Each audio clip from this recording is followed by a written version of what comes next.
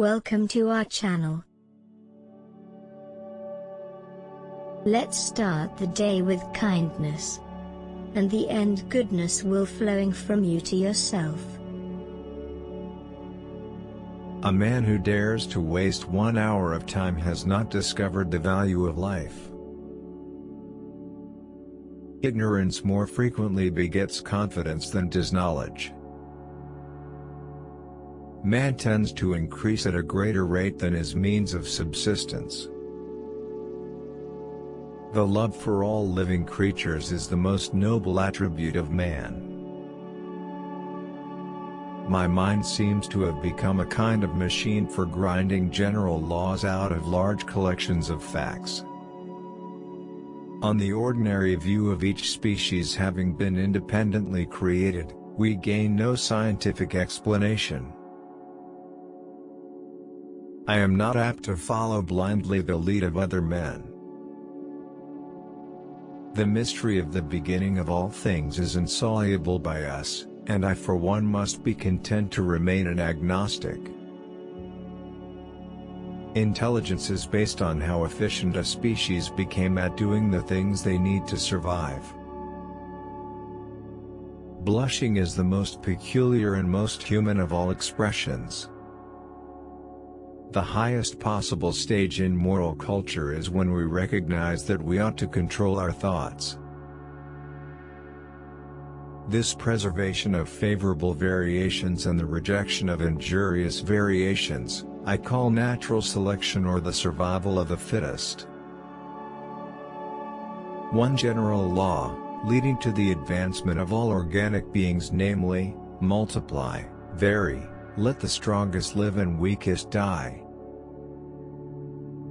If the misery of our poor be caused not by the laws of nature, but by our institutions, great is our sin.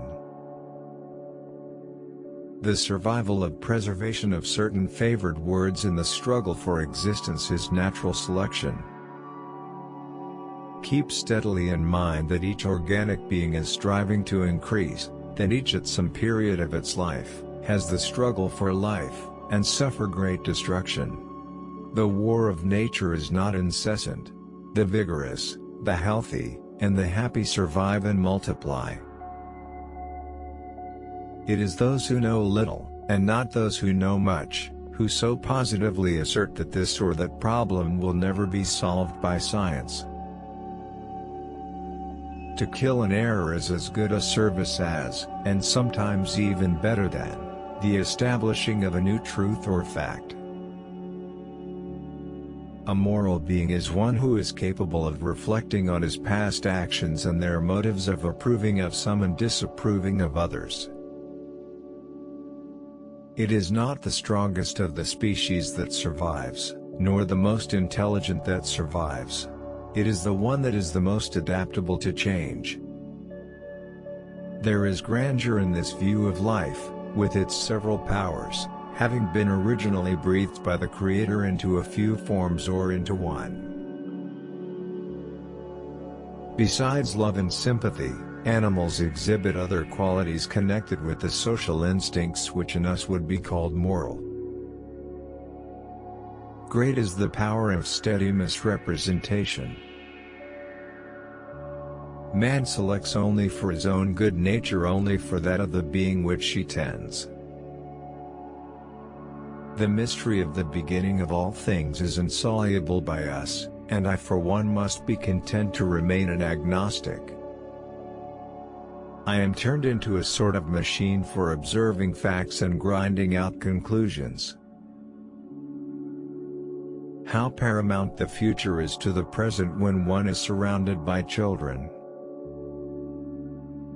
False facts are highly injurious to the progress of science, for they often endure long, but false views, if supported by some evidence, do little harm, for everyone takes a salutary pleasure in proving their falseness.